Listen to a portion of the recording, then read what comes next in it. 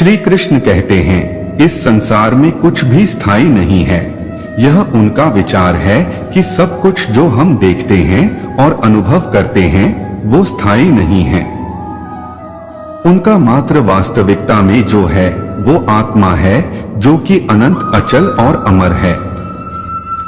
उनका सिद्धांत है कि मानव शरीर और संसार में सांसारिक बदलाव होते रहते हैं, लेकिन आत्मा हमेशा अचल और अमर बनी रहती है।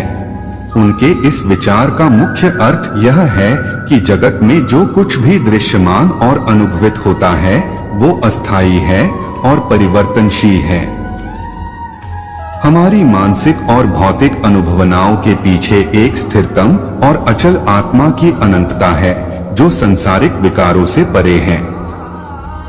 यह सिद्धांत हिंदू धर्म में अद्वैत वेदांत के महत्वपूर्ण तत्वों में से एक है, जिसका मतलब है कि आत्मा और ब्रह्मा एक ही हैं, अर्थात व्यक्ति का सच्चा रूप अनंत और अच्युत है। श्री कृष्ण कहते हैं कि संतुष्ट मन इस विश्व का सबसे बड़ा धन है। जी हाँ, भगवत गीता में भगवान श्री कृष्ण ने संतोष, संतुष्टि के महत्व को बताते हुए कहा है कि संतुष्ट मन यानी आत्मा की संतोषजनक स्थिति यह संसार का सबसे बड़ा धन है। यह उनका उपदेश है कि अपने इच्छाओं और आकांक्षाओं को संयमित रखकर आत्मा की संतोषजनक शांति और सुख की प्राप्ति करना चाहिए। यहाँ एक महत्वपूर्ण श्लोक है जिसमें यह बात कही गई है, यदा संहर्ते चायं कूर्मुगानि सर्वशः इंद्रियाणीन्द्रियार्थेभ्यस्तस्य प्रज्ञा प्रतिष्ठिता। इसका अर्थ है कि जब किसी को सभी इंद्रियों के विषयों की तरह उसकी प्रज्ञा स्थिर रहती है, जैसे कि कछुआ अपने अंगों को सभी ओर समेट लेता है, तब वह व्यक्ति संतुष्टि की स्थिति में रहता है। इस उपदेश से श्री कृष्ण यह बताना चाहते हैं कि संतोष और आत्मा की शांति में ही असली खुशी पाई जा सकती है, जो कि आनंद और शांति की ऊंचाइयों की प्राप्ति में है। कर्म किए जाओ, फल की चिंता मत करो। भगवान प्रत्येक वस्तु में, प्रत्येक जीव में मौजूद हैं।